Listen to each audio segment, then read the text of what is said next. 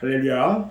아멘. 오늘 추수감사주의를 맞이해서 하나님 앞에 나와 신령과 진정으로 예배드리는 사랑하는 성도 여러분에게 하늘로부터 하나님의 은혜와 사랑과 은총이 충만하게 임하시기를 주님의 이름으로 축원합니다. 아멘. 오늘은 창세기 4장 1절로 7절 말씀을 통해서 하나님이 축복하시는 감사, 이런 제목으로 함께 은혜 받기를 원합니다. 오늘 2020년 추수감사절을 맞이해서 무엇을 어떻게 드려야 하나님이 기뻐하시고 또 하나님이 연락하시는 감사가 될 수 있을까? 또 온전히 축복이 되는 감사가 될 수 있을까? 이것들을 생각하면서 함께 은혜를 받으려고 합니다. 오늘 우리가 지키는 추수감사절에 대해서 먼저 그 유래를 잠깐 살펴보려고 하는데 1620년 청교도들이요, 영국의 국교인 성공회와 그 분리파에 속하는 사람들이 박해를 받다가 못해서 신앙의 자유를 찾아가지고 네덜란드로 도피를 합니다. 그런데 그곳에서도 아르미니우스파의 반대에 부딪혀요. 그래서 1620년 12월 달에 그 추운 겨울에 메이플라워호 배를 타고 북미 매사추세츠 주에 102명이 상륙해가지고 그곳에서 익숙하지 못한 기후와 굶주림 등으로 인해서 그해 겨울 44명이 추위와 질병으로 죽는 큰 불행을 겪습니다. 그들이 자유롭게 신앙생활하며 살아보자고 떠나왔는데 도중에 3분의 1이 죽게 된 겁니다. 그들이 겨울이 지나고 나서 그 지역에 있는 인디언들의 도움을 받아가지고 옥수수와 호박들을 농사를 지어요. 그리고 처음 곡식을 수확했을 때에 그 고맙고 감사함을 기념하기 위해서 음식을 만들어 놓고 11월 넷째 주일에 먼저 여호와 하나님 앞에 감사 예배를 드린 것이 오늘 추수감사 예배의 기원이 되었습니다. 그 조상들은요, 프리마우스 지역 언덕에서 예배 드리고요, 그곳에다 비문을 세웠어요. 그리고 거기에 뭐라고 썼냐? 너희 조상들이 어려움 가운데 성취한 여호와 하나님의 축복을 기억하라. 이렇게 기록해 놓았습니다. 그것이 1884년 한국에 복음이 전해지면서 자연스럽게 함께 전해지게 되었는데, 이것이 우리가 아는 추수감사절의 유래이며 역사인 것입니다. 그런데 성경에 보면 하나님께서는 이스라엘 백성들이 애굽에서 탈출해가지고 시내 광야에 머물 때에 모세에게 계명을 주셨는데 그때에 3대 절기를 지킬 것을 명령합니다. 출애굽기 23장 14절로 16절에 보면 너는 매년 3번 내게 절기를 지켜라. 너는 무교병의 절기를 지켜라. 내가 너에게 명령한 대로 아비벌의 정한 때에 이래 동안 무교병을 먹을지니 이는 그 달에 내가 애굽에서 나왔음이라. 빈손으로 내 앞에 나오지 말지니라. 맥추절을 지키라. 이는 내가 수고하여 밭에 뿌린 것의 첫 열매를 거두미니라. 수장절을 지켜라. 이는 네가 수고하여 이룬 것을 연말에 밭에서부터 거두어 저정함이니라. 이렇게 말씀하셨어요. 이와 같은 명령을 받았지만 이스라엘 백성들은 하나님이 내려주시는 만나와 메추라기만 먹고 살았기 때문에 이 절기를 잘 지키지 못했어요. 그러다가 마침내 요단강을 건너서 가나안에 들어갑니다. 그리고 첫 번째 농사를 지은 그때부터 맥추절도 지키고 수장절과 오늘의 추수감사절을 지키게 된 겁니다. 그런데요, 창세기 3장 17절 그 이하의 말씀을 보면 범죄해가지고 에덴 동산에서 쫓겨나는 아담에게 하나님이 말씀하는 것을 우리는 봐야 합니다. 거기에는 아담에게 뭐라고 말씀하시냐면 네가 네 아내의 말을 듣고 내가 너에게 먹지 말라 한 나무의 열매를 먹었은즉 땅은 너로 말미암아 저주를 받고 너는 네 평생에 수고하여야 그 소산을 먹으리라. 땅이 너에게 가시덤불과 엉겅퀴를 낼 것이라.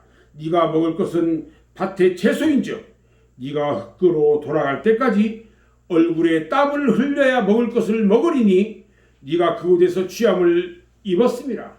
너는 흙이니 흙으로 돌아갈 것이니라. 이렇게 기록되어 있어요.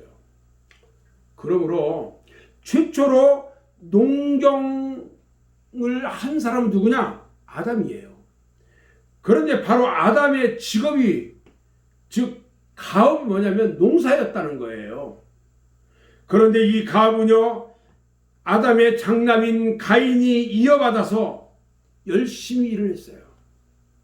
곡식도 심고 채소도 심고 해서 열심히 일하며 농산물을 먹으며 살았습니다.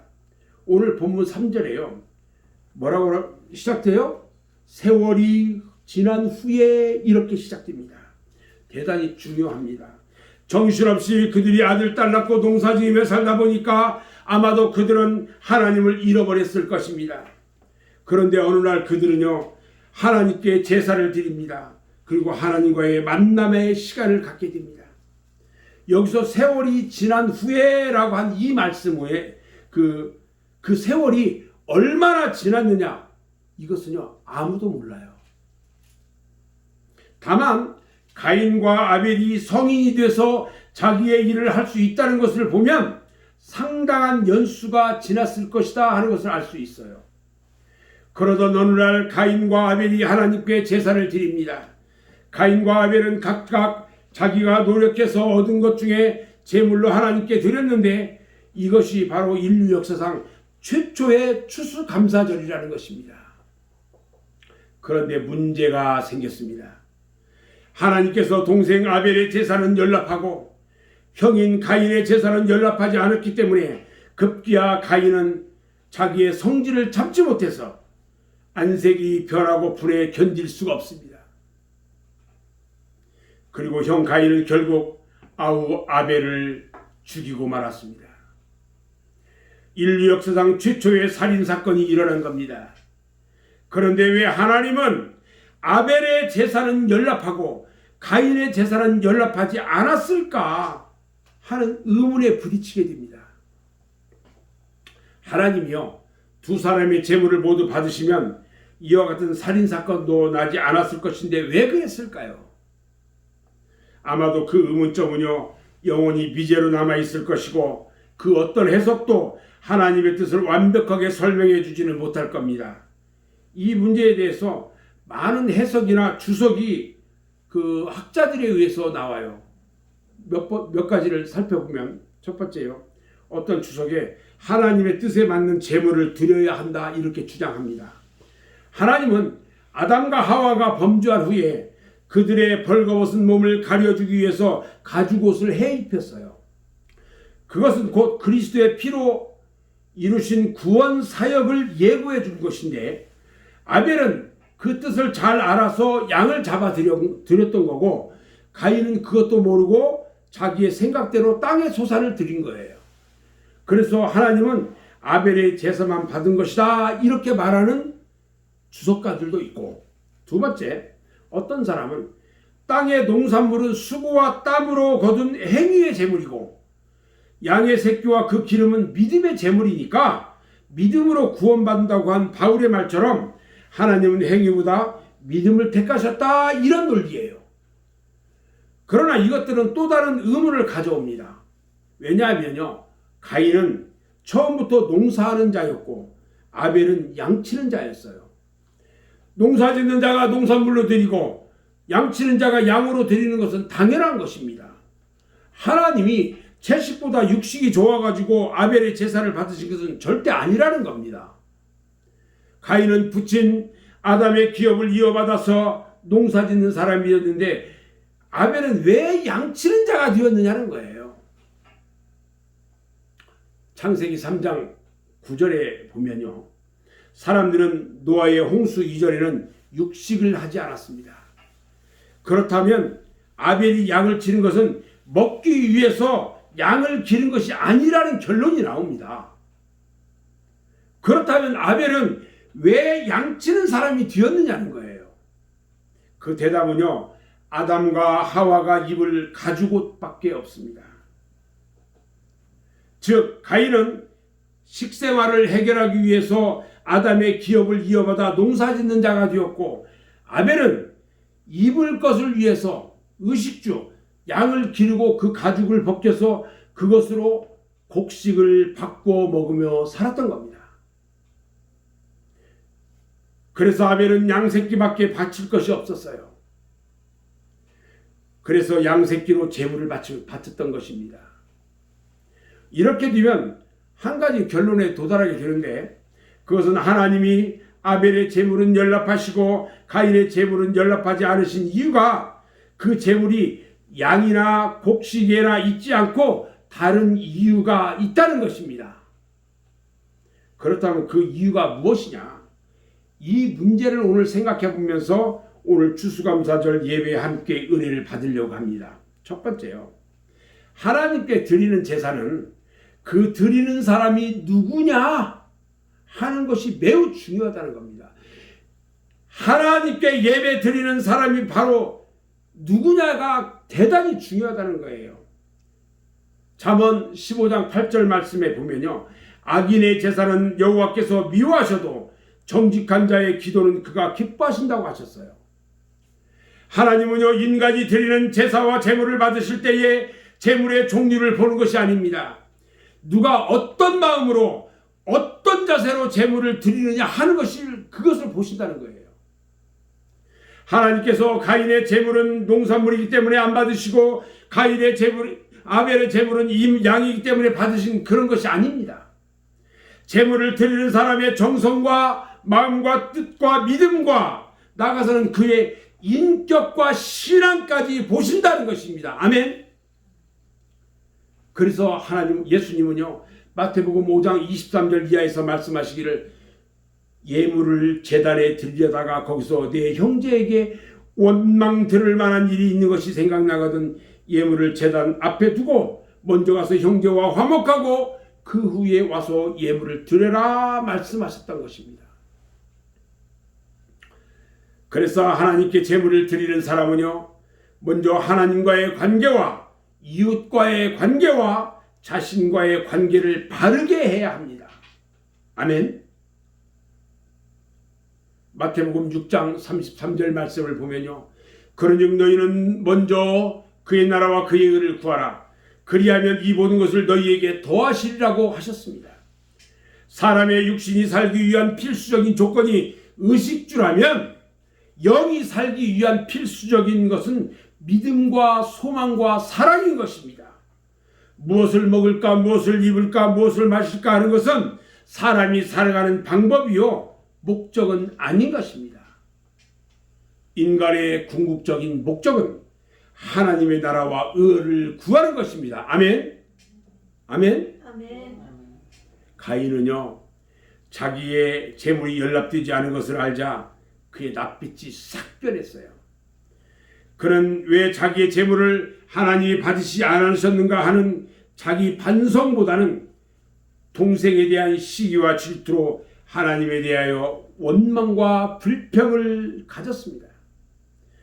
그러면서 동생이 없었다면 자신의 재물이 연락되었을 것이라고 생각하고 자신의 재물이 연락되지 않은 이유를 동생 때문이라고 생각했던 것입니다.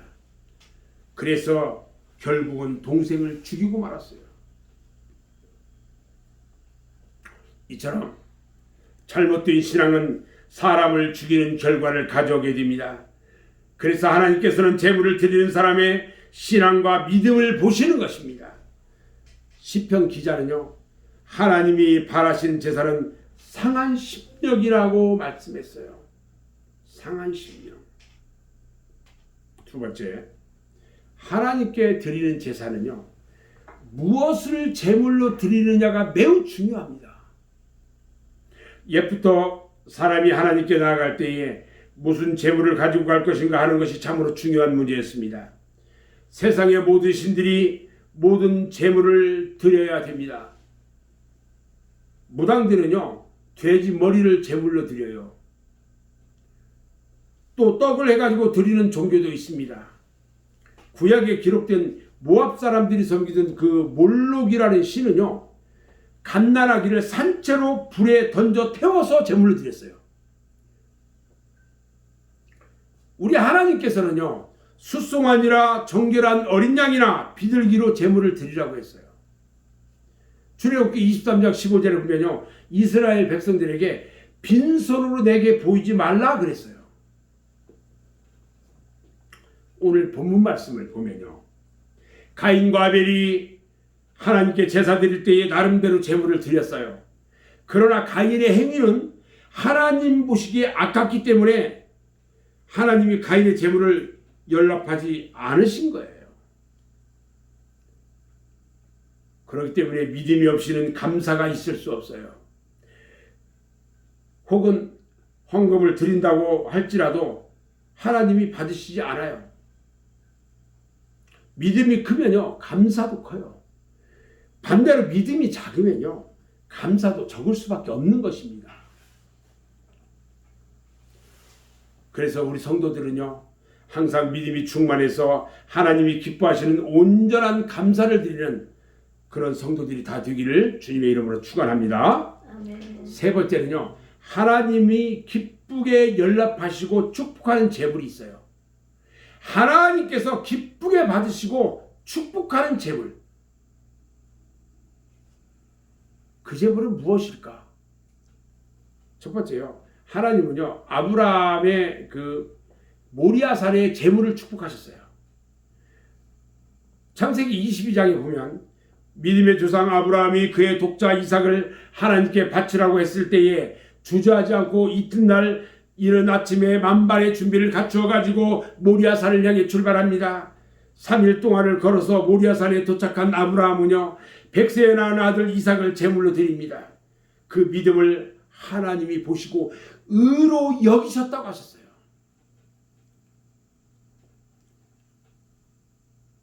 우리가 추상적으로 그냥 생각하기에는요, 아들을 드리는 것 그럴 수도 있을 것이다, 이게 쉽게 생각할 수도 있어요. 그러나 그렇지가 않아요. 영국의 소설가 이 설교가 그 스펄전이요, 주석에서 이렇게 표현했어요. 아브라함이 이른 새벽에 일어나서 장작을 쪼갤 때에 그의 마음은 쪼개지는 장작보다 더 갈기갈기 찢어졌다고 말했고요. 3일간 황량한 광야길을 걸어갈 때에 아브라함의 마음은 광야보다 더 삭막했고요. 이삭이 장작을 치고 고갯길을 오르면서 나무와 불과 칼은 준비됐는데 번제할 양은 어디 있습니까? 아버지에게 물었을 때에 이삭을 찔러 죽이려고 들고 가는 그 칼이요, 마치 자기의 목을 자르는 것 같이 아팠다고 그랬어요. 그리고요, 제단 위에 아들 이삭을 결박해가지고 들어 올려놓았을 때 25살이나 된 청년 이삭의 무게보다 아브라함의 마음이 더 무거웠다라고 기록하고 있는 것을 볼 수 있어요. 결국 하나님은요, 아브라함이 하나님의 말씀에 순종할 때 여호와 이레의 축복을 주신 것입니다. 아멘. 아브라함이 부지중의 아들 이삭에게 대답을 했지만 하나님이 준비하신다는 그 말대로 하나님은요, 순양 한 마리를 미리 준비해 놓으신 것이에요. 창세기 22장 16절 이하에 보면요, 여호와의 사자가 하늘에서부터 두 번째로 아브라함을 불러요. 그리고 축복하는데 어떻게 축복하냐? 네 아들 네 독자도 아끼지 아니하였은즉, 잘 들으셔야 돼요. 내가 너에게 큰 복을 주고 네 씨가 크게 번성하여 하늘의 별과 같고 땅의 모래와 같게 하리니 네 씨가 그 대적의 성문을 차지하리라. 또 내 씨로 말미암아 천하 만민이 복을 받으리니 이는 네가 나의 말을 준행하였습니다. 여호와의 말씀을 순종하면 우리 하나님께서 축복하신다는 거예요. 아멘. 또 누구를 축복하느냐? 하나님은요 솔로몬의 1,000번째를 축복했어요. 다윗의 뒤를 이어 왕위에 오른 솔로몬은요 하나님께 1,000번째를 드리고 기도합니다. 하나님은요 솔로몬의 그 재물을 받으시고 솔로몬에게 축복했습니다. 열왕기상 3장 4절 5절에 보니까요 솔로몬이 그 제단에 1,000번째를 드렸더니 기브온에서 밤에 여호와께서 솔로몬의 꿈에 나타나서 하나님이 이르시되 내가 너에게 무엇을 줄고 너는 구하라 이렇게 말씀했어요. 하나님의 이 말씀에 솔로몬이 대답합니다. 백성들의 수요가 너무 많아서 셀 수도 없고 기록할 수도 없습니다. 누가 주의 이 많은 백성을 재판할 수 있겠습니까? 듣는 마음을 종에게 주셔서 주의 백성을 재판하여 선악을 분별하게 하게 해주세요 하고 하나님께 구했어요. 그러자 우리 하나님이요 열왕기상 3장 10절로 13절에 말씀하시기를 네가 자기를 위하여 장수하기를 구하지 아니하고 부하기도 구하지 아니하며 자기 원수의 생명을 멸하기도 구하지 아니하고 오직 송사를 듣고 분별하는 지혜를 구하였으니 네가 네 말대로 하여 네가 지혜롭고 총명한 마음을 주노니 네 앞에서도 너와 같은 자가 없었거니와 내 뒤에도 너와 같은 자가 일어남이 없으리라. 내가 또 네가 구하지 아니한 부귀와 영광도 내게 주리니 네 평생의 왕들 중에 너와 같은 자가 없을 것이라. 그렇게 축복하셨어요. 그런 축복을 다 받기를 주님의 이름으로 축원합니다. 아멘. 또 예수님은요 성전에서 두 랩돌을 헌금하는 여인을 축복했습니다. 마가복음 12장 42절하고 누가복음 21장 2절 말씀을 보면요 한 가난한 과부가 두 랩돌을 연복궤에 넣습니다. 예수님은 그 과부의 헌금을 칭찬하면서 그 어떤 사람보다 많이 했다라고 칭찬했어요.